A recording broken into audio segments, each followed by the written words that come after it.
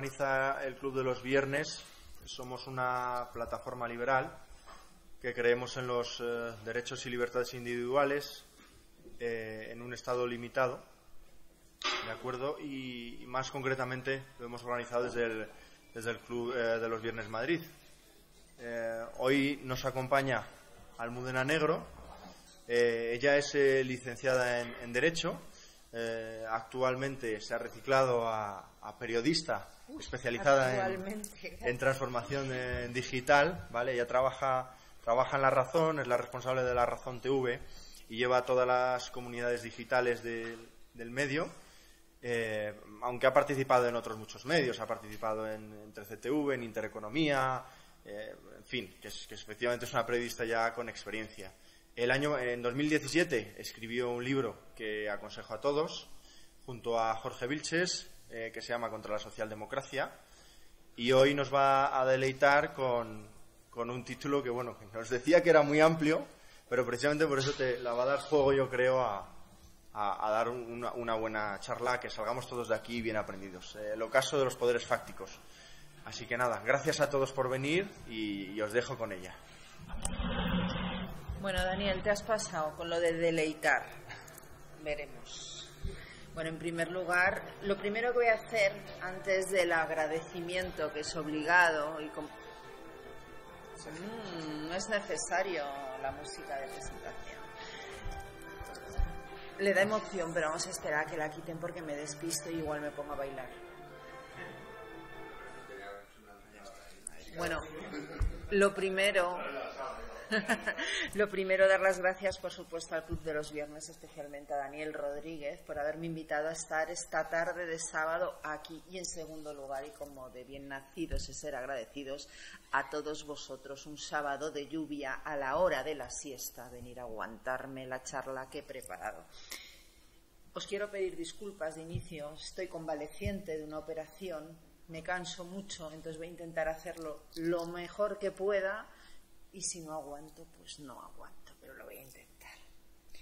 Bueno, veréis, cuando me propusieron venir a dar la charla, enmarcada en un ciclo de conferencias titulado Por un mundo digital en libertad, lo primero que me sorprendió fue el título que me propusieron: El ocaso de los poderes fácticos. ¿Y por qué?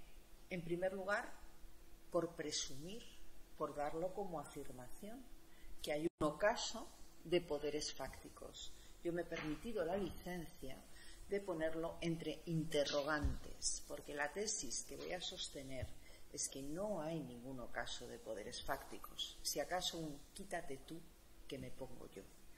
Y en segundo lugar, por la expresión poder fáctico, popularizada por el expresidente del Gobierno, José María Aznar, en un momento determinado, en un caso concreto, pero que en realidad quien remite es al socialismo, que se refiere a los poderes fácticos como los poderes oligárquicos contra el Estado popular.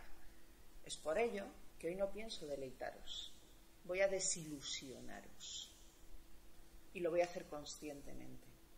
¿Por qué? Porque la desilusión es la única forma de desmitificar las cosas. Y vivimos rodeados de mitos. El mito de la Constitución, como si los seres humanos no tuviesen derechos antes de una Constitución. El mito del Estado, del que daré algunas pinceladas. El mito de la socialdemocracia, el mito de la democracia y, ¿por qué no?, el mito del liberalismo, como si existiera. Ja, ja. Sostienen los socialistas que los llamados poderes fácticos, y cito textualmente, debilitan e incluso anulan la capacidad del Estado para garantizar el interés de los ciudadanos, como si el Estado fuera la panacea y quien pudiese garantizar derechos y bienestar. El Estado no es así.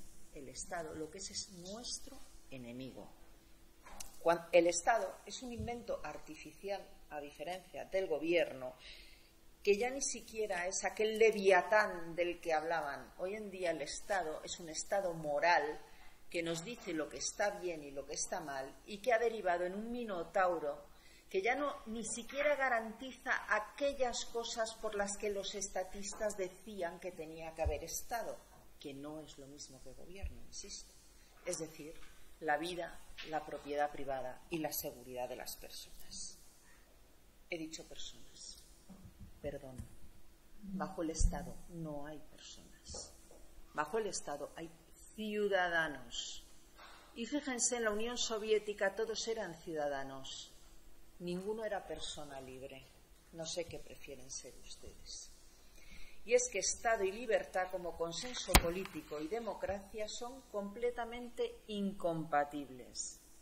Pero volvamos a los poderes fácticos y a los socialistas. Permítame citar aquí a José María Riaza, que dice que los poderes fácticos, y lo voy a leer, son las corporaciones eclesiásticas ávidas de influir en las decisiones políticas.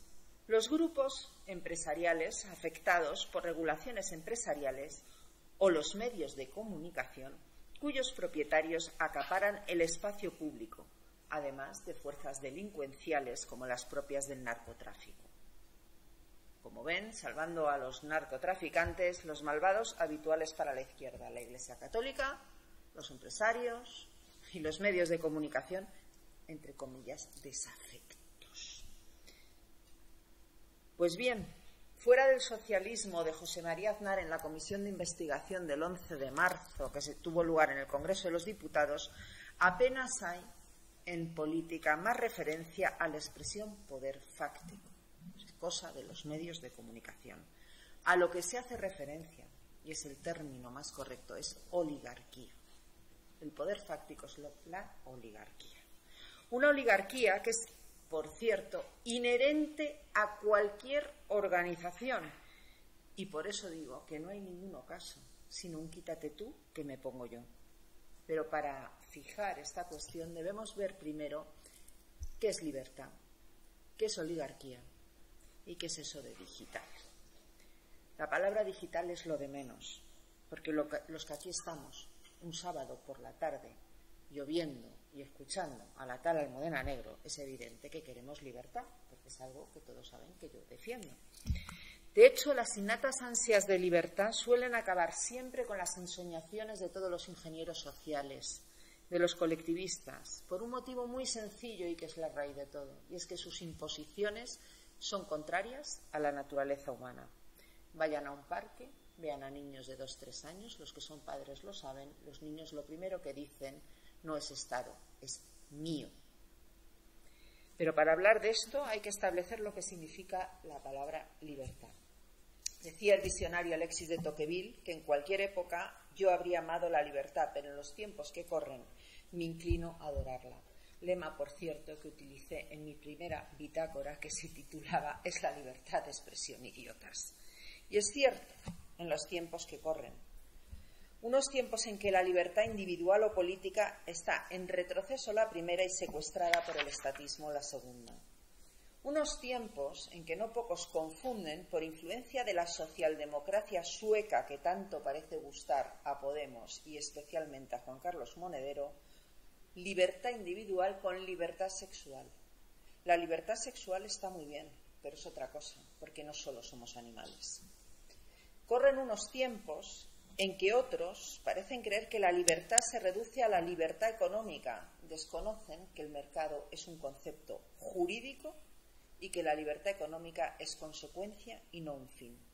Son esos que ponen como ejemplo al Chile de Pinochet, por más que Friedman, que fue un gran asesor económico y un gran liberal cuyas recetas permanecen en el tiempo, asesoró a una dictadura. En el Chile de Pinochet no había libertad y cientos de desaparecidos o represaliados lo atestiguan.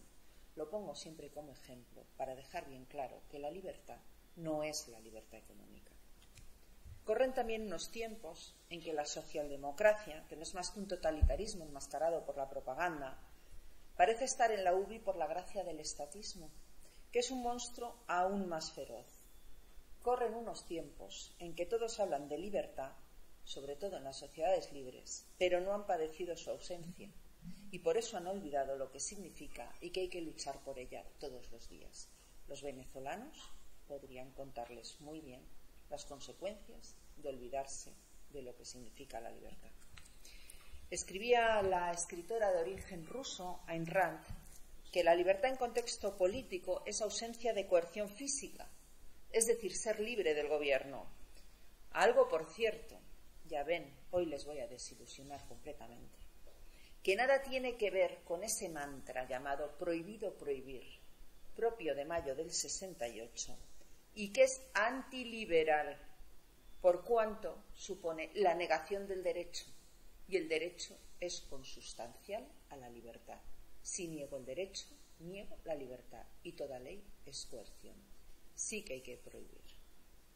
Ronald Reagan lo expresó con mayor gracia cuando dijo: las 9 palabras más terroríficas en la lengua inglesa son: soy del gobierno y estoy aquí para ayudar,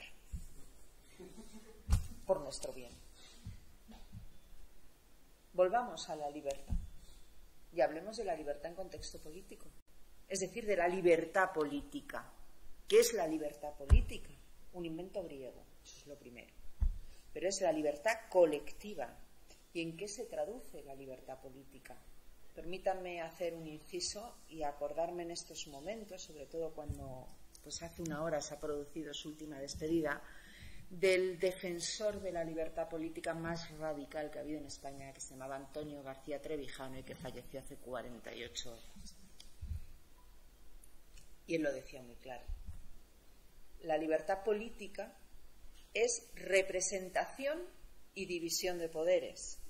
Ambas, por cierto, conditio sine qua non para poder hablar de democracia, otro término bastardeado y que ha devenido en democratismo, una religión pagana que, por cierto, sus creyentes contraponen a dictadura, democracia-dictadura, como si no fuera posible, como advirtiera Alexis de Tocqueville, la tiranía de la mayoría, que es, por cierto, en lo que estamos. El contrario de democracia, señores, no es dictadura. El contrario de democracia es demagogia. Y en los tiempos que corren, ya ni siquiera demagogia, yo diría oclocracia, la tiranía de los mediocres. Y me da esta vergüenza decirlo delante de Carlos Prayón, autor de La tiranía de los imbéciles, donde precisamente describe la oclocracia como jamás se ha descrito. Verán, ¿qué es la oclocracia? La tiranía de los mediocres, que es la degeneración de los que mandan, que lo corrompe todo, lo público y lo privado, sistemáticamente y utilizando para ello el poder político. Para los creyentes en la democracia, como religión y como fin en sí mismo, la hay porque votan. Desde el año 78 oímos a los políticos decir que esto es una democracia porque votamos. ¿O no han oído nunca esa horterada de la fiesta de la democracia? Yo la detesto. Pues bien, votar no es más que el rito pagano del democratismo. Con Franco se votaba. ¿Alguien puede decir que fuese una democracia? En Cuba se vota. ¿Acaso Cuba es una democracia? Es más, en Venezuela, cuya narcotiranía es la máxima expresión de la oclocracia, y si no miren al burro de Nicolás Maduro, van a votar otra vez en abril. ¿Alguien puede decir que en Venezuela hay una democracia?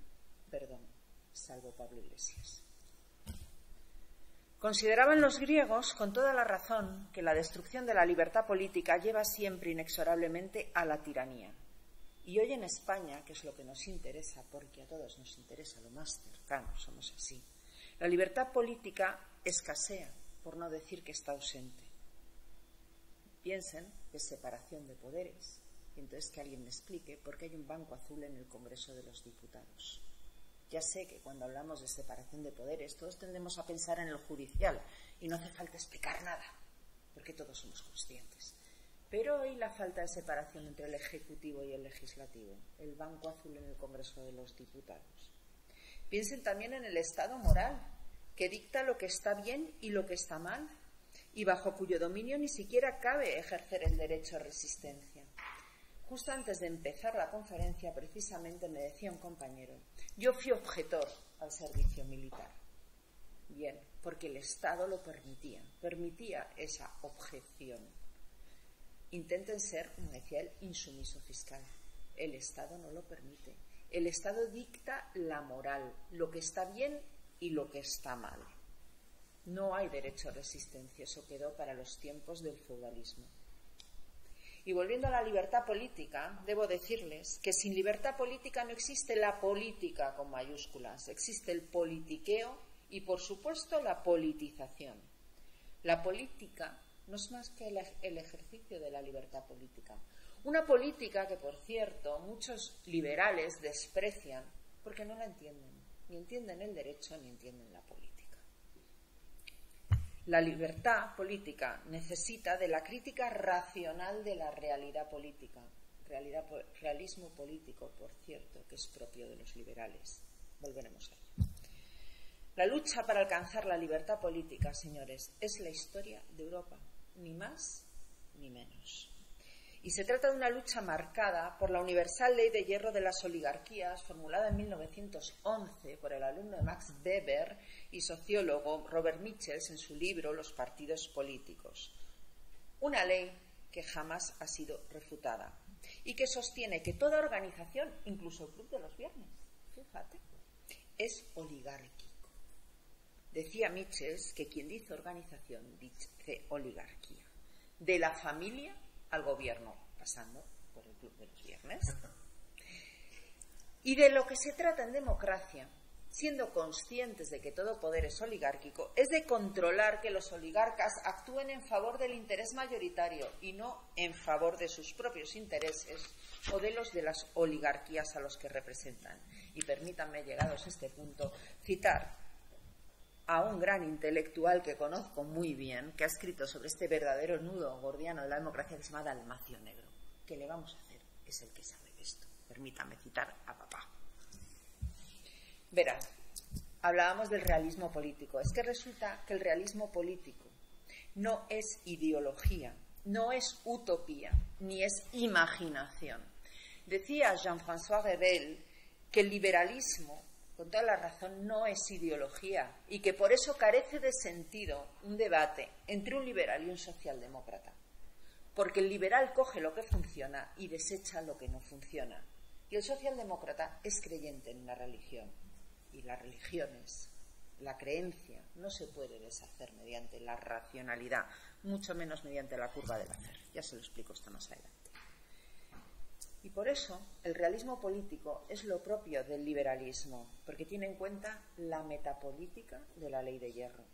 Es lo que hace que los liberales recelemos del poder, que no busquemos partidos, ni siquiera nuevos partidos de nueva política, ni caudillos, ni amos a los que seguir. Decía Feisú, que era muy listo, como todos los chinos, y por eso los citamos, que el más sabio de los ministros nunca será escuchado por un rey estúpido. Y es que el pesimismo lógico, confrontado con el optimismo antropológico propio de la socialdemocracia y del tonto de Rodríguez Zapatero, es, según Marcuse, un estado de madurez. Les comentaba antes que la ley de hierro, de la que no se habla, no ha sido refutada y que toda organización es oligárquica y jerárquica. ¿En su casa, cuando hay que tomar una decisión, los niños votan? Si lo hacen, tienen un problema. No. Mandan los padres. Es oligárquica. Lo que pasa es que los padres miran por el bien de la unidad familiar. Y eso es lo que hay que conseguir también en política. Normalmente lo de la política es tan sencillo como lo de la unidad familiar. No tiene más. Entonces, ¿es malo el poder? No. Como no es mala la política, ya les decía que no hay que despreciarla. Lo que pasa es que el poder es tentación. Piensen en Jesucristo, tentado por el diablo. O, como dicen los horteras de la fiesta de la democracia, la erótica del poder. Esos son los de las fiestas tipo Roldán con la coca y todas esas cosas. O el poder como droga, porque el poder es una droga. Y decía Tocqueville, y le cito textualmente, que el apego que uno tiene por el poder absoluto es directamente proporcional al desprecio que siente por sus conciudadanos. Y es justo en este sentido en el que viene la frase del Oractum, de que el poder corrompe y el poder absoluto corrompe absolutamente. Y es así como la lucha permanente entre oligarquías, como pensaba Maquiavelo, explica la historia y la realidad de forma mucho más exacta que la lucha de clases. Inciso. Lucha de clases. Eso ya no existe. Entonces ahora nos hemos inventado la lucha de sexos. Y el 8 de marzo hay unas señoras feministas que han publicado un manifiesto donde se llama a cargarse el capitalismo y la sociedad abierta. Y que muchas compañeras mías periodistas han firmado por la oclocracia. No saben lo que firman. Yo defiendo la igualdad ante la ley de hombres y mujeres. Estoy en contra del machismo. Creo en la igualdad ante la ley de las personas, pero no creo en el comunismo. Yo les invito al 8 de marzo a ir a trabajar. Perdón por el inciso, pero es que me ha dolido lo de las 5.000 periodistas que no saben lo que firman. Hay 5.000 periodistas femeninas que han firmado el manifiesto del 8 de marzo y que estoy segura que de esas 5.000, 4.990 no se han leído el manifiesto, porque si no, no lo hubiesen firmado. Y no saben para lo que salen. Bueno, pero les decía... Volvamos al Estado, que me he desviado. El Estado ejerce el poder normalmente de forma anónima. Si yo pregunto qué es el Estado, es una cosa anónima que pulula por ahí. Y entonces eso intensifica, por supuesto, la oligarquización. Las oligarquías son invisibles normalmente. La pelea de bandas, que decía Rand, lo describía magistralmente. Así en el anonimato se puede esconder, a ver si le suenan, bajo el eufemismo de poder de la gente. Es decir, de las oligarquías que representan a los que dicen que representan a la gente. Es un poder impersonal que aparece en tiempos de corrección política en forma de tiranía de la opinión pública, como denunciaba Stuart Mill, o más bien información publicada o televisada. La cuestión nuclear, por tanto, es cómo mitigar que los que mandan sean meras correas de transmisión de las oligocracias. Y es que salvo que cambie la naturaleza humana, lo cual parece imposible a pesar de que las ideologías dominantes lo intentan, siempre va a haber un conflicto entre la libertad política y la oligarquía. Muy fácil, ¿por qué? Porque la oligarquía restringe a unos pocos la participación en el mando político o el mando familiar. Padre, madre, 13 hijos. Está clarísima la restricción del poder en el mando, ¿o no? Pues lo mismo. En este sentido, lo que importa es cómo los partidos se relacionan con la sociedad. Esto lo he dicho en muchas ocasiones porque se puso de moda lo de la democracia interna de los partidos, que además hay que decirlo así como de corridillo y si puede ser enfundados en algo naranja. Bueno, pues la democracia interna de los partidos no tiene absolutamente nada que ver con la democracia. Verán, ¿cómo ustedes han elegido a Daniel, presidente del club de los viernes? O coordinador de Madrid. O coordinador de Madrid, ven, bueno, los títulos de las oligarquías. A mí me importa un pepino. Como me importa un pepino como el Partido Popular elija a Mariano Rajoy, Ciudadanos elija a Albert Rivera o, bueno, Pablo Iglesias elija a Pablo Iglesias. Me da exactamente igual. Lo que me importa es cómo ellos se relacionan conmigo, con la sociedad. Y si yo puedo elegir a mi representante. No dejen que el debate de la democracia interna de los partidos les sustraiga del debate real, que es la elección de nuestros representantes y acabar con el estado de partidos, aunque esto sería cuestión de otra charla. Pero ¿se limita la ley de hierro de la que estoy hablando todo el rato a los partidos políticos? No. La oligarquía comercial, financiera y mediática también existe, por supuesto. De hecho, la socialdemocracia no es más que la confabulación de todas esas oligarquías. La oligarquía, que por cierto puede ser una forma de gobierno. Verán, si la ley de hierro condiciona al poder ejecutivo, será la forma de gobierno. Estaremos en una oligocracia, oclocracia diría yo. Y hablando de las oligarquías comercial, financiera y mediática, por eso les decía antes que tienden a invisibilizarse. Es muy difícil ponerles cara, salvo que el etos de la nación se halle muy debilitado y el nihilismo sea lo dominante, y en ese caso parece que pudieran adivinarse. Pero el titular de la conferencia era Poder Fáctico. Y viene precisamente de ahí, porque dado el nihilismo y la destrucción del etos en España, hay algunos poderes fácticos fácilmente reconocibles, lo que los distingue, por cierto, de los difícilmente reconocibles, que se han intuido.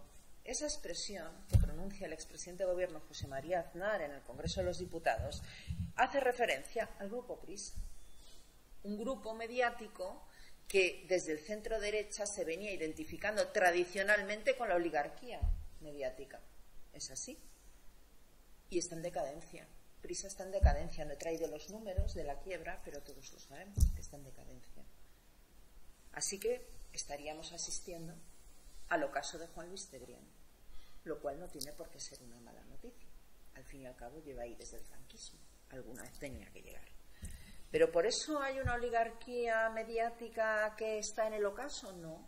Simplemente estamos viendo cómo unas oligarquías están siendo sustituidas por otras, cómo unos grupos de comunicación sustituyen a otros, o cómo de repente Facebook y Google se hacen con el monopolio. ¿Qué es lo que está sucediendo? Bueno, estamos en un quítate tú, que me pongo yo. Otro tanto, por supuesto, podría aplicarse a las oligarquías comercial y financiera, porque la ley de hierro es inexorable. Soros lo sabe, por eso quieren andar. Como el ejercicio de las libertades introduce siempre desequilibrio en el orden social, el objeto de la política, a la que no hay que despreciar, consiste en restablecer el equilibrio, y la misión de un político auténtico consiste en reorientar hacia el interés de la mayoría los intereses de la oligarquía, haciendo concreto lo necesario. Consiste en ser un buen padre de familia. Pero vayamos con la segunda parte.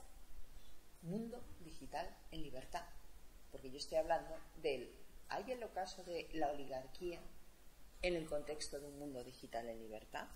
Bueno, pues según el informe anual sobre la libertad en Internet de la organización independiente Freedom House, la libertad en Internet se está restringiendo por cosas que, madre mía, ¿cuánto habrá costado ese estudio para decir lo que voy a citarles a continuación? Por la manipulación de redes sociales, lo mismo no lo sospechábamos. Por el uso de comentaristas pagados, no pongan la sexta. O por los famosos bots políticos para difundir propaganda. Por cierto, ¿sabían ustedes que los nacionalistas catalanes y Barack Obama comparten empresa de bots políticos para engañar en Twitter? Sí, lo publicó Voz Populi ya en el 2014. Vamos, que en resumen, según este estudio sesudo que ha debido costar una pasta, la libertad en Internet se reduce por el intento de control de Internet por parte del poder oligárquico. Vaya. Las famosas fake news, popularizadas por Donald Trump, no son más que las trolas de toda la vida. Han existido siempre las fake news. O sea, que son propaganda. La misma propaganda que contrapone China a España para tapar que en España el poder oligárquico ha invadido hasta tal punto el ámbito público y privado que la libertad es casi un recuerdo. Nos hablan de la censura en Internet en China. Y a mí qué me importa si no hay libertad en España. En nombre, por cierto, de la democracia, que no tiene por qué ser democrática. Afirma Sanja Kelly del proyecto Freedom on the Net que los gobiernos, otra que ha descubierto el mundo, que los gobiernos están usando las redes sociales para reprimir la disidencia y promover una agenda antidemocrática. ¿Dónde está la sorpresa? Que Hippo de Llano ya lo intuía cuando la guerra civil, ¿verdad? Lenin y Hitler ni les cuento cómo intuyeron aquello de la propaganda, o Goebbels, ¿no? En España hemos tenido un claro ejemplo de manipulación de la red en España con el caso del golpismo catalán. Y no solo por las redes de bots a sueldo del independentismo, donde había mucha gente de buena fe que se pasaba horas discutiendo con bots en catalán que hablaban las 24 horas del día. He dicho bots, sí, con robots. No solo por eso, sino que se han dedicado a crear corrientes de opinión que recogía inmediatamente el periodista amigo afecto para crear un estado de opinión en Europa alrededor del asunto. Lo vimos el 1 de octubre en un ejercicio de manipulación de libro. Por ejemplo, cuando una señora se inventó literalmente que la policía, que el 1 de octubre no debía tener nada mejor que hacer, le había tocado las tetas. ¿Así? Y Ada Colau, alcaldesa de Barcelona y jefa de la oclocracia barcelonesa, lo ratificó sin que a día de hoy nadie le haya pedido responsabilidades políticas por tan grave mentira. Es la misma señora que dice que se le habían roto uno a uno todos los dedos de la mano y luego la pillaron en un vídeo marcando con los dedos rotos en el teléfono móvil para contar a la prensa lo que le había pasado. Eso es la manipulación de toda la vida. Eso es fake news. Claro que para fake news, la de Antonio Maestre en La Sexta Noche la semana pasada, cuando afirmó sin dato alguno que existe una conspiración de la derecha para dejar a los ancianos sin sus pensiones muriendo de hambre y frío por las calles. Así lo dijo Antonio Maestre. Ancianos con pegatinas de comisiones y UGT que se movilizan espoleados por Podemos para anunciar el fin del mundo si sigue gobernando el Partido Popular. Los mismos pensionistas que cuando Zapatero congelaba sus pensiones miraban hacia otro lado. Propaganda. No es más que propaganda. Y verán, Jean-François Revel escribía en los 90, en El conocimiento inútil, acerca de la manipulación de la propaganda comunista en relación con la guerra de Vietnam. Lo digo por lo de las fake news. Había fake news en 1990. Una propaganda en relación con la guerra de Vietnam, de la que además se ufana la izquierda cuando dice ¡ja, Estados Unidos perdió la guerra de la información! Pues tienen razón, perdió por la propaganda, apoyada, por cierto, por los actores y actrices de Hollywood de la época y por un tal Murray Rothbard. Lo tengo que soltar así, de refilón. El famoseo al servicio del totalitarismo. Decía Revel. Les voy a leer entero porque es muy interesante y podría estar en La Sexta Noche mañana. El planeta entero ha sido informado de las matanzas de aldeanos por los norteamericanos durante la guerra de Vietnam.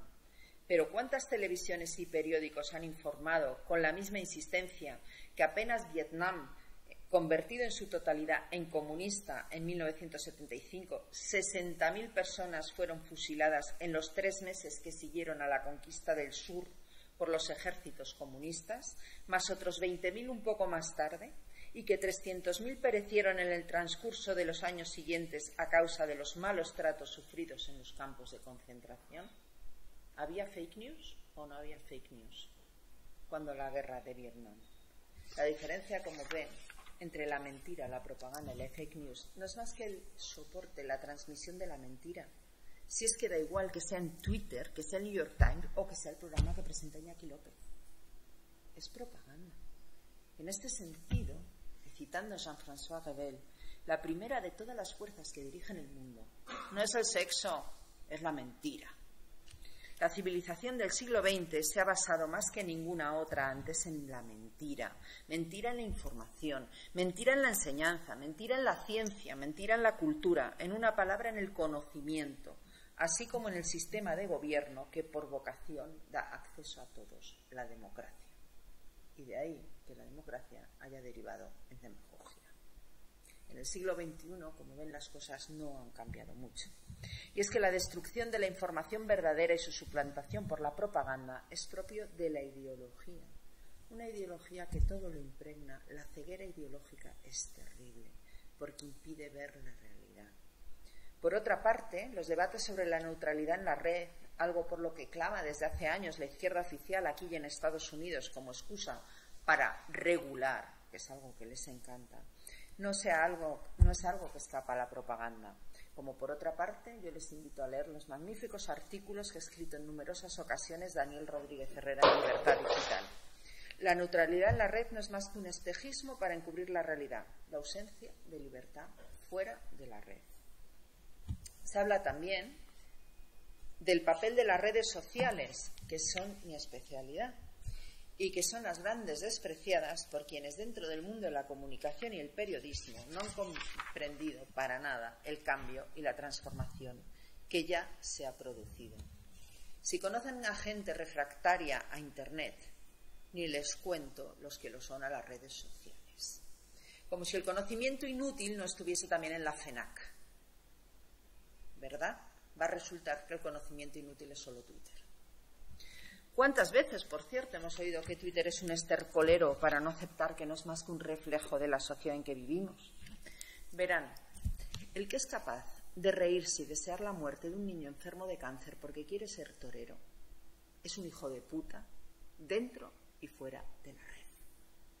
El mal ya estaba ahí. El hombre no es bueno y esto no es un paraíso terrenal.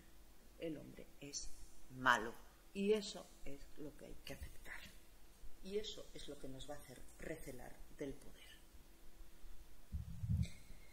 Si es cierto, como vimos con el ejemplo catalán, que las redes son usadas por los propagandistas, ¿qué decimos de la tele?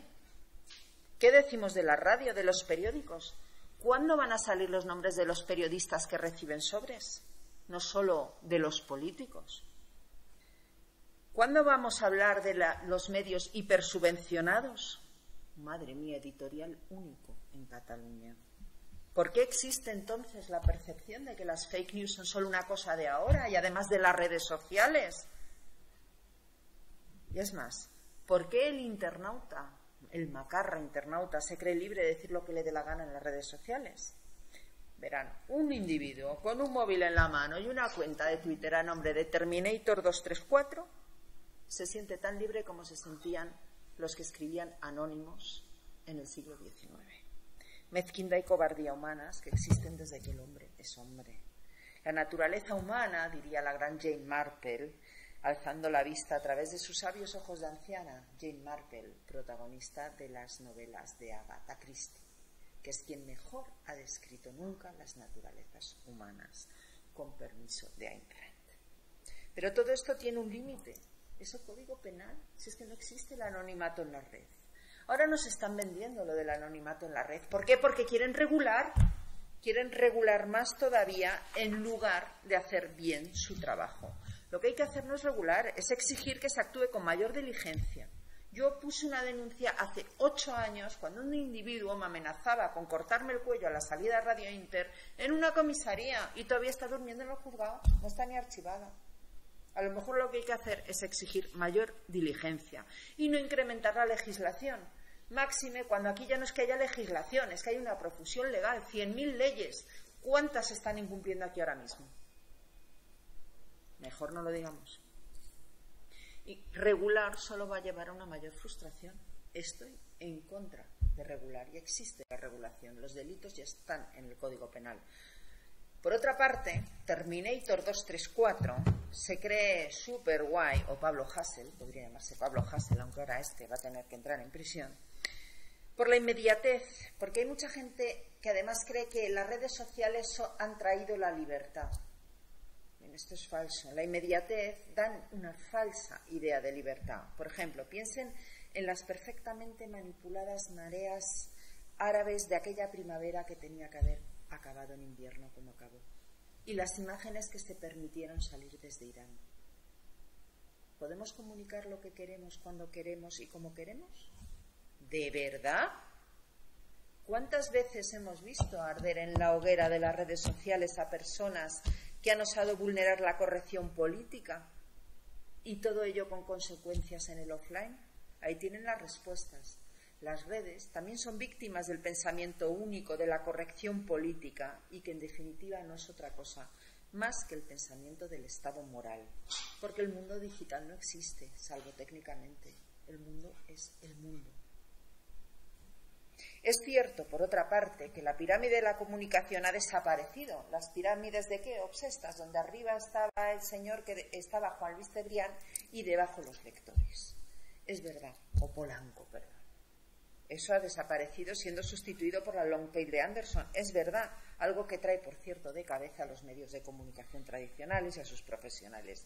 Es cierto que los 6 grados de Milgram se han visto reducidos a un máximo 2, 3. Pero siguen siendo los editores y los directores de televisión y radio quienes deciden qué es noticia y qué no. Salvo, y aquí es donde se ha producido el cambio, que Donald Trump gane las elecciones en Estados Unidos.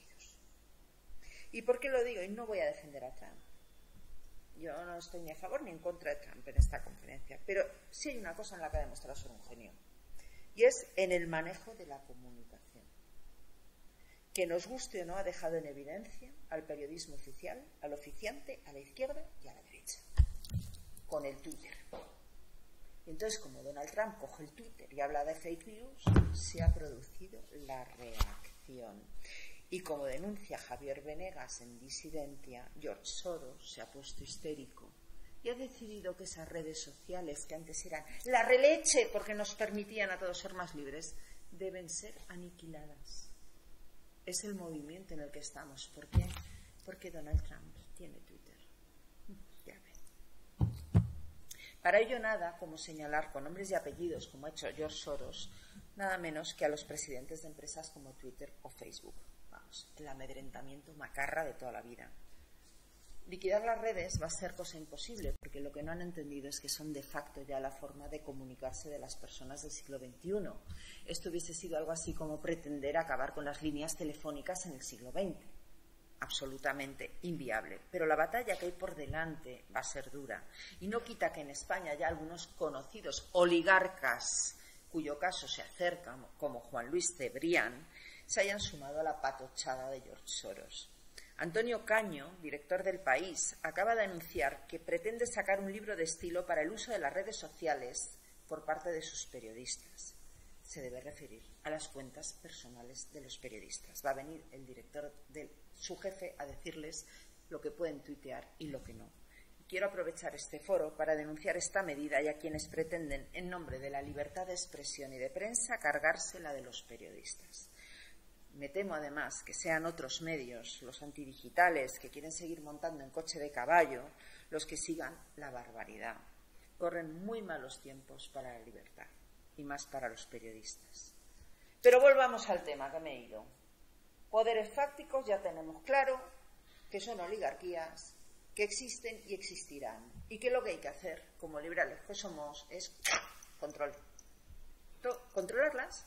Si es muy fácil, mecanismos de control para que los gobiernos no sean correa de transmisión de esas oligarquías. ¿Y qué hacemos con el mundo digital en libertad? Si yo he dicho que el mundo es mundo, da igual que sea digital o no. ¿Facilita la tecnología la libertad? Pues yo creo que la respuesta no va a estar en el online. La libertad no depende de la tecnología, sino que seamos capaces de dotarnos de gobiernos que respeten la libertad política y, por ende, los derechos individuales, a saber, la propiedad, la vida y seguridad de las personas. De gobiernos que sean capaces de mitigar la influencia de la ley de hierro, que es inexorable, y de tener muy presente que siempre va a haber ley de hierro, que toda organización es oligárquica. De gobiernos que gobiernen, no como lo que hay. Es decir, de gobiernos que manden, es decir, que sirvan al pueblo en lugar de tratar de dominarlo o de meterse en su vida. Muchas gracias.